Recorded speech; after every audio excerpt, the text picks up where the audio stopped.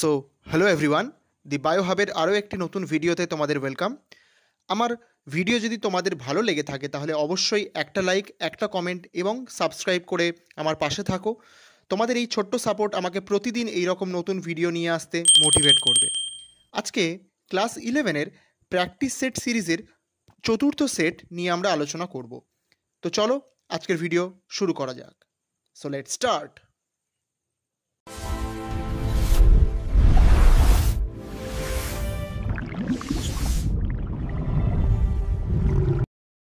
আজকের সেট 4-এর প্রথম প্রশ্ন, নিচের কোনটি অবিদারী ফলের উদাহরণ?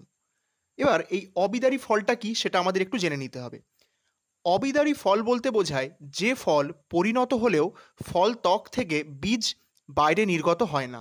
সেটা তখনই নির্গত হয় যদি সেখানে কোনো প্রাণী বা হাওয়া বা সেই ফল যদি পচে যায়, তাহলে তবে সেই বীজ ফল থেকে নির্গত হয়।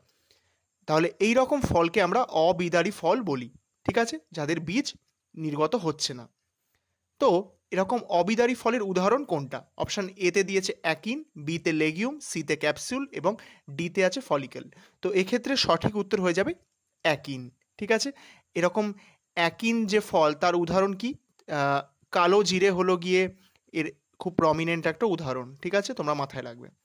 আচ্ছা, আজকে 2 নম্বর প্রশ্ন বলছে, G2 দশায় 32 পিকোগ্রাম ডিএনএ সম্পন্ন একটি রেণু মাতৃকোষ হতে উৎপাদিত রেণুর ডিএনএর পরিমাণ কত হবে? দেখো, বলছে রেণু মাতৃকোষ G2 দশায় রয়েছে। আমরা জানি যে কোনো সেল G2 দশায় থাকছে মানে তার মধ্যে মোট ডিএনএর পরিমাণ আছে 4C, তাই না?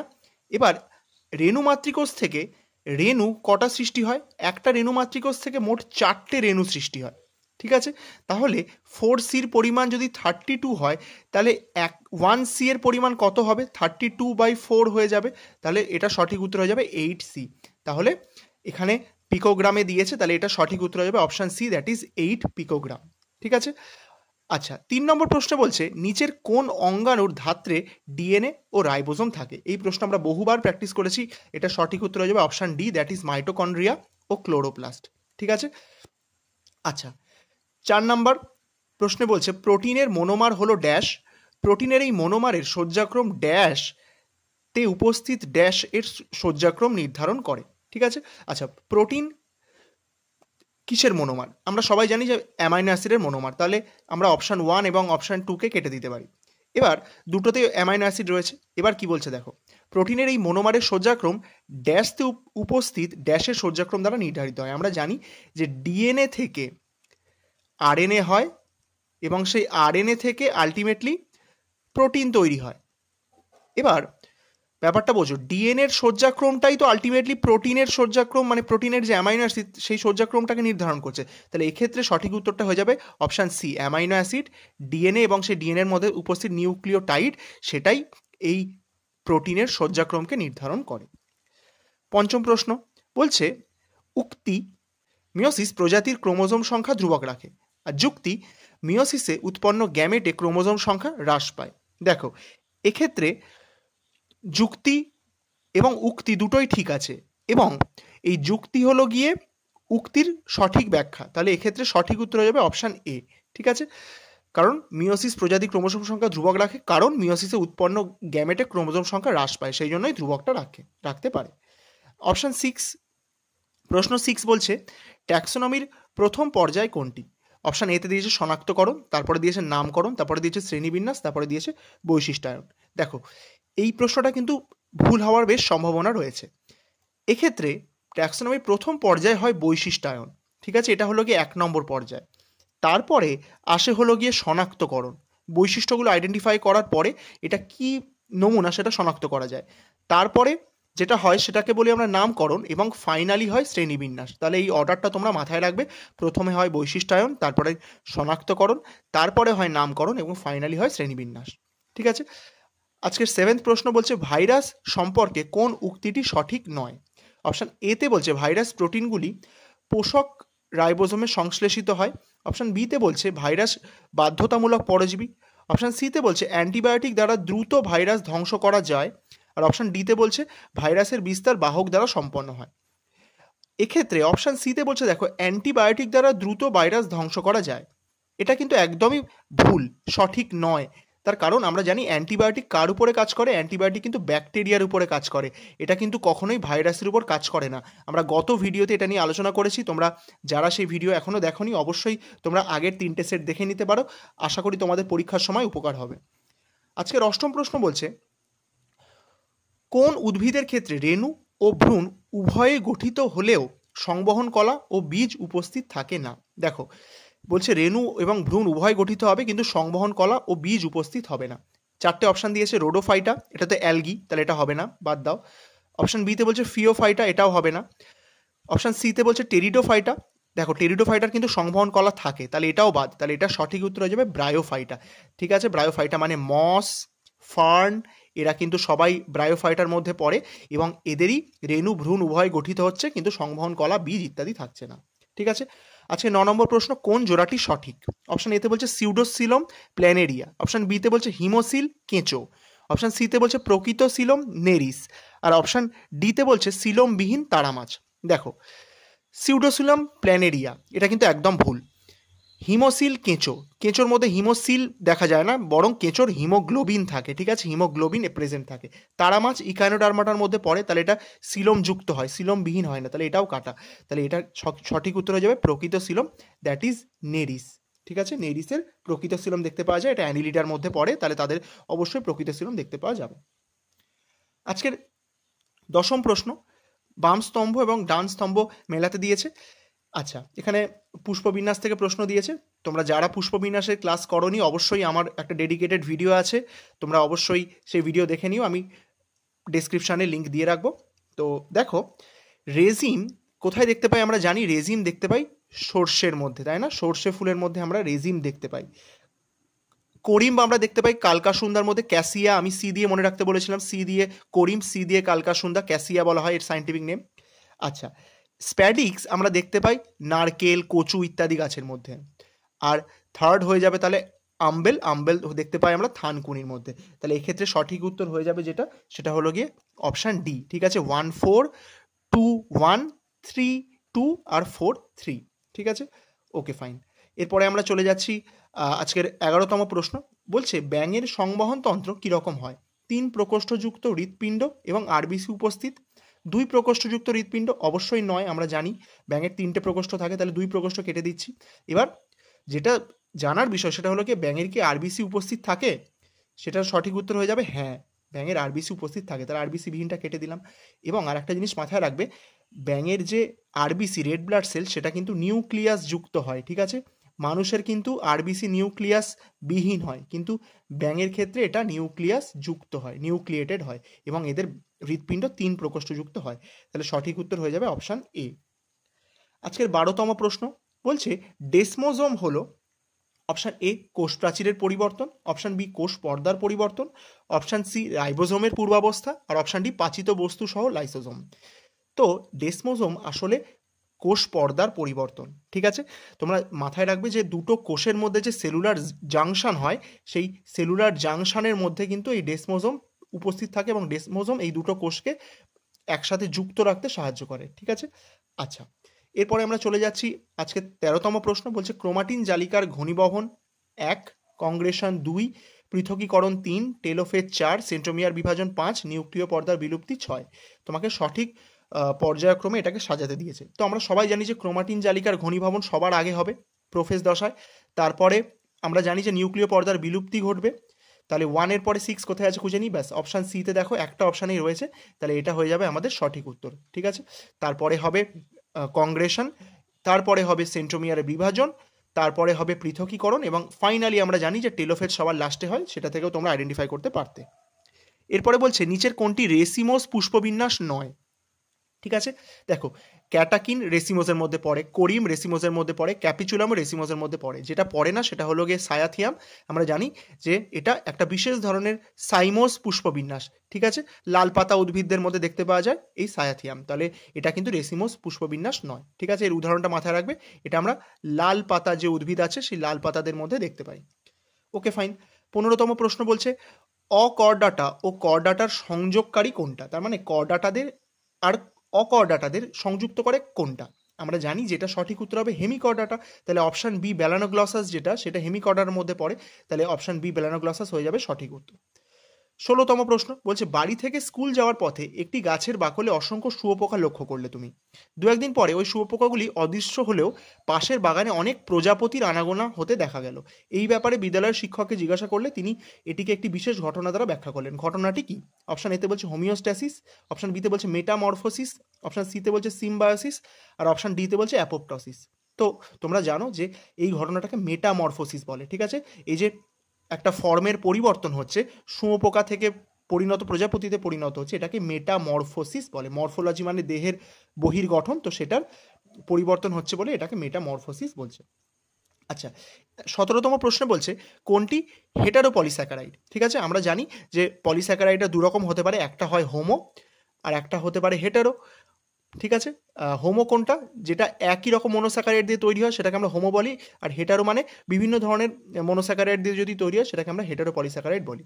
দেখো, ইনিউলিন কিন্তু হোমোপলিস্যাকারাইড, স্টার্চও হোমোপলিস্যাকারাইড, গ্লাইকোজেনও হোমোপলিস্যাকারাইড। ঠিক আছে, ইনিউলিন ফ্রুক্টোজের, ঠিক আছে নিচে লিখছি আমি, ইনিউলিন কিন্তু ফ্রুক্টোজের হোমোপলিস্যাকারাইড, স্টার্চ আর গ্লাইকোজেন এই দুটোই কিন্তু গ্লুকোজের হোমোপলিস্যাকারাইড। ঠিক আছে, গ্লুকোজের হোমোপলিস্যাকারাইড। তাহলে এখানে হেটারোপলিস্যাকারাইড কোনটা হয়ে যাবে? এটা হয়ে যাবে option D, that is heparin. ঠিক আছে, হেপারিন কিন্তু একটা হেটারোপলিস্যাকারাইডের উদাহরণ। ঠিক আছে, আচ্ছা এরপরে আমরা চলে যাচ্ছি 18তম প্রশ্নে। তোমাদের 3টে ছবি দিয়েছে এবং এই অমরা বিন্যাসগুলোকে আইডেন্টিফাই করতে দিয়েছে। ঠিক আছে, তো এই অপশান বিটা দেখো বহু প্রান্তীয়, দেখো প্রান্তের দিকে অনেক জায়গায় লেগে আছে, তাহলে এটা বহু প্রান্তীয়, তাহলে অপশান বিটা দিয়ে আমরা কোশ্চেনটা সলভ করে নিতে পারবো। দেখো একটা অপশানে দেওয়া আছে বহু প্রান্তীয়, ব্যাস আমাদের আর কিছু দেখতেই হবে না, তাহলে এ হয়ে যাচ্ছে অক্ষীয় আর অপশান সি হয়ে যাচ্ছে মুক্ত কেন্দ্রীয়, তাহলে অপশান বি হয়ে যাবে 18 প্রশ্নটি সঠিক উত্তর। এরপরে চলে যাচ্ছে আমরা 19তম প্রশ্নে। বলছে যে দেহের কঠিন যোগকলা হলো অস্থি বা হাড়। অস্থির প্রান্তীয় স্ফীত অংশকে ড্যাশ এবং মধ্য অংশের দীর্ঘ কঠিন ও দৃঢ় অংশকে ড্যাশ বলে। দেখো একটা হাড় আমরা অবশ্যই এরকম দেখি, তো সেই হাড়ের বলছে যে এই ধারের যে স্ফীত অংশ, এই স্ফীত অংশটাকে কি বলে, আর এই মাঝখানের যে দীর্ঘ কঠিন অংশ সেটাকে কি বলে? মাথায় রাখবে, হাড়ের এই যে ধারের স্ফীত অংশ সেটাকে বলা হয় এপিফাইসিস, আর মাঝখানের এই যে লম্বা দীর্ঘ কঠিন অংশ সেটাকে বলা হয় ডায়াফাইসিস। তাহলে এই দুটোর সঠিক উত্তর হয়ে যাবে এপিফাইসিস হবে অপশান 1 মানে 1 নম্বর, আর 2 নম্বর হয়ে যাবে ডায়াফাইসিস, তাহলে সঠিক উত্তর হয়ে যাবে অপশান সি। ঠিক আছে, তাহলে আজকে আমি চলে গেলাম আজকের 20তম প্রশ্নের দিকে। এবার বলছে লাইসোসোমের ক্ষেত্রে রেসিডুয়াল বডি কোনটাকে বলা হয়। ঠিক আছে, 4টে অপশান দিয়েছে। অপশান এতে দিয়েছে সদ্য সৃষ্ট লাইসোসোম, অপশান বিতে দিয়েছে পাচনকারী লাইসোসোম, অপশান সিতে দিয়েছে অপাচ্য বস্তুসহ লাইসোসোম, আর অপশান ডিতে দিয়েছে লাইসোসোমের পূর্বাবস্থা। তাহলে রেসিডুয়াল বডি মাথায় রাখবে যে অপাচ্য বস্তুসহ লাইসোসোমকে আমরা রেসিডুয়াল বডি বলে থাকি। ঠিক আছে, 21তম প্রশ্ন বলছে ফার্নের শুক্রাণু কি ধরনের হয়। ঠিক আছে, অপশান এতে দিয়েছে দ্বিসিলিয়াযুক্ত এবং কাস্তে আকৃতির, অপশান বিতে দিয়েছে দ্বিসিলিয়াযুক্ত কুণ্ডলী আকৃতি, অপশান সিতে দিয়েছে বহু সিলিয়াযুক্ত এবং কাস্তে আকৃতির, আর অপশান ডিতে দিয়েছে বহু সিলিয়াযুক্ত কুণ্ডলী আকৃতির। তো এক্ষেত্রে সঠিক উত্তর হয়ে যাবে বহু সিলিয়াযুক্ত এবং কুণ্ডলী আকৃতি বা কয়েলড হয়। ঠিক আছে, মাথায় রাখবে ফার্নের যে শুক্রাণু হয় সেটা বহু সিলিয়াযুক্ত হয় এবং কয়েলড হয়। 22তম প্রশ্ন বলছে ব্রায়োফাইটার স্ত্রী জনন অঙ্গের নাম কি। অপশান এতে দিয়েছে অ্যান্থেরিডিয়াম, এটা কিন্তু পুরুষ জনন অঙ্গ, মাথায় রাখবে অ্যান্থেরিডিয়াম পুরুষ জনন অঙ্গ। উগোনিয়াম নয়, স্পোরেঞ্জিয়াম নয়, সঠিক উত্তর হয়ে যাবে আর্কিগোনিয়াম। ঠিক আছে, আর্কিগোনিয়াম। এই গো কথাটা যেখানেই থাকবে, গাইনো গো এরকম কথা যখনই থাকবে সেটাকে তোমরা স্ত্রী জননাঙ্গের সাথে লিঙ্ক করতে পারবে। আচ্ছা, 23তম প্রশ্নে একটা ফুলের পুষ্প সংকেত দিয়েছে এবং তোমাদেরকে সেটা কোন ফুল আইডেন্টিফাই করতে দিয়েছে। ঠিক আছে, এটা আমি বলে দিচ্ছি, এটা কিন্তু তামাক যে ফুল সেই তামাক গাছের ফুলের একটা পুষ্প সংকেত দেয়া আছে। ঠিক আছে, এছাড়াও তোমরা ব্র্যাসিকেসি গোত্রের যে ফুলগুলো রয়েছে সেই ব্র্যাসিকেসি গোত্রের ফুলের পুষ্প সংকেতটা একটু দেখে নেবে, ওটাও কিন্তু পরীক্ষার জন্য ইম্পর্টেন্ট। এই ব্র্যাসিকেসির মধ্যে বাঁধাকপি পড়ে, ব্রকলি পড়ে, এরা পড়ে, তো এদের যে পুষ্প সংকেত সেটা কিন্তু তোমরা একটু দেখে নিও, বা আমি কোনো একটা শর্ট ভিডিওতে তোমাদের সেটা বলে দেবো। 24তম প্রশ্ন বলছে যে আর্লি উড এবং লেট উড সম্পর্কে কোনটি সত্য। ঠিক আছে, প্রথম অপশানে বলছে আর্লি উড শরৎকালে এবং লেট উড বসন্তকালে গঠিত হয়। এটা একদম ভুল। আমরা জানি যে আর্লি উড তৈরি হয় বসন্তকালে আর লেট উড তৈরি হয় শরৎকালে। ঠিক আছে, মাথায় রাখবে, এটাও প্রশ্ন আসতে পারে। অপশান বিতে বলছে আর্লি উডের তন্তুর পরিমাণ লেট উডের অপেক্ষা কম, এটা কিন্তু সঠিক। ঠিক আছে। অপশান সিতে বলছে আর্লিউড গাঢ় বর্ণের, একদম না, আর্লিউড কিন্তু লাইট বর্ণের হয়, গাঢ় হয় না, ঠিক আছে, হালকা বর্ণের হয়। আর লেটউড গাঢ় বর্ণের হয়। আর অপশান ডিটাও ভুল, আর্লিউডের ঘনত্ব কম হয়, লেটউডের ঘনত্ব বেশি হয়, ঠিক আছে। তাহলে এক্ষেত্রে 24তম প্রশ্নের সঠিক উত্তর হবে অপশান বি। 25তম প্রশ্ন বলছে গ্লাইকোজেন সম্পর্কে কোনটি অসত্য? অপশান এ, এটি প্রাণীদেহে গ্লুকোজের সঞ্চিত রূপ। অপশান বি, গ্লাইকোজেন শৃঙ্খলের ডান প্রান্তে বিজারণধর্মী ও বাম প্রান্তে অবিজারণধর্মী। অপশান সি, এটি গ্লুকোজের শাখান্বিত পলিমার। আর অপশান ডি, এটি উদ্ভিদ দেহে গ্লুকোজের সঞ্চিত রূপ। দেখো আমরা জানি যে উদ্ভিদ দেহে যে গ্লুকোজের সঞ্চিত রূপ সেটাকে আমরা স্টার্চ বলি, তাই না, আমরা সবাই জানি এটা। তাহলে অবশ্যই এটাই অসত্য হয়ে যাবে। তাহলে 25-এর সঠিক উত্তর হয়ে যাবে অপশান ডি, ঠিক আছে, এটাই অসত্য। এরপরে 26তম প্রশ্ন, বেশ ভালো প্রশ্ন, বলছে দুটি ক্রোমোজোম এবং 2C পরিমাণ ডিএনএ সহ একটি জনিত্রী কোষচক্রের G0 দশায় কোন রূপে থাকবে? দেখো G0 দশা মানে তার রেপ্লিকেশন হয়নি। আমরা জানি যে এস দশায় গেলে তবে রেপ্লিকেশন হয়, তাই না, এস দশাতে রেপ্লিকেশন হয় তবে ডিএনএ ডাবল হয়। তাহলে ডিএনএটা সমান পরিমাণ থাকবে। তাহলে ডিএনএ যেখানে যেখানে ডাবল সেগুলো আমরা বাদ দিয়ে দিতে পারি, 4C বাদ দিয়ে দিলাম। এবার বলছে দুটো ক্রোমোজোম ছিল, G0 দশায় কোষটা রয়ে গেছে, তাহলে ক্রোমোজোম সংখ্যারও কোনো পরিবর্তন হওয়ার কথা নয়, তাহলে 4টি ক্রোমোজোমও হবে না। তাহলে এক্ষেত্রে সঠিক উত্তর হয়ে যাবে অপশান বি, দ্যাট ইজ এটা দুটো ক্রোমোজোম থাকবে এবং এর ডিএনএটাও 2C থাকবে, ঠিক আছে। আচ্ছা, এগুলো কিন্তু একটু বুদ্ধি করে উত্তর দিতে হবে। 27তম প্রশ্ন বলছে কোনটি মাইটোকন্ড্রিয়ার বৈশিষ্ট্য নয়? অপশান এতে বলছে চক্রাকার নিউক্লিক অ্যাসিড, এটা অবশ্যই বৈশিষ্ট্য। অপশান বি, ধাত্রে বিভিন্ন মৌলিক কক্ষ উপস্থিত, একদম তাই। অপশান সিতে বলছে 70S রাইবোজোম, এটা কিন্তু মাইটোকন্ড্রিয়ার বৈশিষ্ট্য নয়, মাথায় রাখবে মাইটোকন্ড্রিয়াতে কিন্তু 55S রাইবোজোম থাকে, ঠিক আছে। এটা কিন্তু একটা বিশেষ বৈশিষ্ট্য, বিশেষ ধরনের রাইবোজোম যেটা মাইটোকন্ড্রিয়ার মধ্যে উপস্থিত থাকে। আচ্ছা, 28তম প্রশ্ন বলছে নিচের কোনটি স্তন্যপায়ীর বৈশিষ্ট্য নয়? অপশান এতে বলছে থেকোডন্ট দাঁত, এটা বৈশিষ্ট্য। অপশান বিতে বলছে অ্যালভিওলাস যুক্ত ফুসফুস, আমাদের তো থাকে, তাহলে এটাও বৈশিষ্ট্য। অপশান সিতে বলছে 10 জোড়া করোটীয় স্নায়ু। দেখো আমরা জানি যে মানুষের মধ্যেই 12 জোড়া করোটীয় স্নায়ু থাকে, তাই না, তাহলে অবশ্যই এই বৈশিষ্ট্যটা ভুল হয়ে যাবে। তাহলে এটাই হবে আমাদের সঠিক উত্তর। আমাদের এখানে বৈশিষ্ট্য নয় কোনটা সেটাই জানতে চেয়েছিল, তাহলে 28-এর সঠিক উত্তর হয়ে যাবে অপশান সি। এরপরে আমরা চলে যাব 29তম প্রশ্নে। একটা ফ্লো চার্ট দিয়েছে, XYZ আইডেন্টিফাই করতে দিয়েছে। বলছে H2O2-র বিপাকে সাহায্য করে এক্সটা কি? আচ্ছা, গ্লাইঅক্সালেট চক্রে অংশগ্রহণ করে গ্লাইঅক্সিজোম, আর উদ্ভিদের লাইসোজোম বলা হয় ওয়াইকে। তাহলে তোমাদেরকে XY আর Z আইডেন্টিফাই করতে হবে, ঠিক আছে। তাহলে এক্ষেত্রে X হয়ে যাবে পারঅক্সিজোম, ঠিক আছে, Y হয়ে যাবে স্ফেরোজোম, উদ্ভিদের লাইসোজোমকে আমরা স্ফেরোজোম বলি, আর এই তিনটেকেই একসাথে মাইক্রোবডি বলা হয়, ঠিক আছে। তাহলে মাথায় রাখবে 29-এর সঠিক উত্তর হয়ে যাবে অপশান বি। আচ্ছা, 30তম প্রশ্ন একটি যুক্তি এবং উক্তির প্রশ্ন দিয়েছে। বলছে রক্ত ছাড়া সকল যোগকলা তন্তু উৎপন্ন করে। আচ্ছা, যুক্তি বলছে তন্তু দ্বারা স্থিতিস্থাপকতা, দৃঢ়তা ও নমনীয়তা গড়ে ওঠে। দেখো এক্ষেত্রে উক্তি আর যুক্তি দুটোই ঠিক আছে, কিন্তু এই প্রথম যে উক্তিটা তার যুক্তি হিসেবে কিন্তু আমরা এইটাকে বলতে পারি না, তাই না। তাহলে এক্ষেত্রে উক্তি এ এবং যুক্তি আর উভয় সঠিক, কিন্তু উক্তির সঠিক ব্যাখ্যা যুক্তিটা নয়, ঠিক আছে। তাহলে সঠিক উত্তর হয়ে যাবে 30টা বি, ঠিক আছে। 31তম প্রশ্ন বলছে নিচের বৈশিষ্ট্যগুলি কোন উদ্ভিদের গোত্রের বৈশিষ্ট্য? তোমাদের কিছু বৈশিষ্ট্য দিয়েছে, তোমাদেরকে কোন উদ্ভিদের বৈশিষ্ট্য সেটা আইডেন্টিফাই করতে বলেছে। প্রথমে বলছে এটা উদ্ভিদটা এক প্রতিসম এবং অসমাঙ্গ পুষ্প দেখতে পাওয়া যায়, প্রজাপতি সম 5টি দল মানে 5টি পাপড়ি থাকে এবং মুক্ত প্রকৃতির হয় পাপড়িগুলো, পুষ্পবিন্যাস ইমব্রিকেট প্রকৃতির এবং অমরাবিন্যাস প্রান্তীয়, এবং 2টি বীজপত্র এবং অসস্যল বীজ থাকে, ঠিক আছে। এই 2টি বীজপত্র এবং অসস্যল বীজ থেকে তোমরা একটু আইডেন্টিফাই করতে পারতে হয়তো। এক্ষেত্রে সঠিক উত্তর যাবে লেগুমিনেসি বা ডাল জাতীয় যে উদ্ভিদ তারা কিন্তু এই বৈশিষ্ট্যগুলো ক্যারি করে, ঠিক আছে। তাহলে লেগুমিনেসি ডাল জাতীয় উদ্ভিদের মধ্যে এই বৈশিষ্ট্য দেখতে পাওয়া যায়। 32তম প্রশ্ন বলছে ব্যাঙ সম্পর্কে কোনটি সঠিক নয়, ঠিক আছে। 1 নম্বর বলছে ব্যাঙের চোখে নিকটেটিং পর্দা সক্রিয় বা কার্যকরী, এটা একদম ঠিক আছে।